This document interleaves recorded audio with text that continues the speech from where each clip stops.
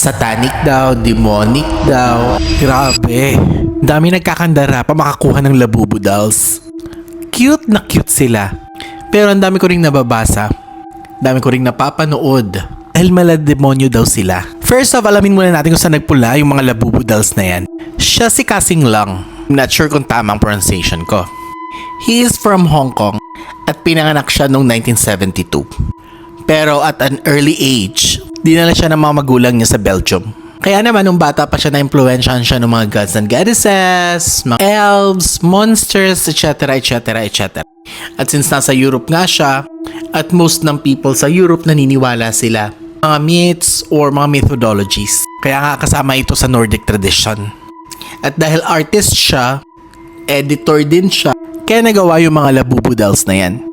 Ang sabi nga ng iba, satanic daw, demonic daw. Sa itsura pa lang nila, yes. Mukha nga silang yun. Gaya ng mga sinasabi nyo. Pero di ba nung bata tayo, tinatakot din tayo ng mga magulang natin? Hoy, may mumu dyan. O hindi ba ito rin is myth? Na-influensyahan din tayo.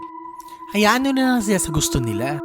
But for me, since mahal siya at hindi ako mahilig sa mga ganyan, no siya sa akin. Pero sa mga collectors, okay lang yan, Diyos ko po. Hayaan nyo sila, hindi nyo pera yon. Ikaw ba, bibili ka ba niyan?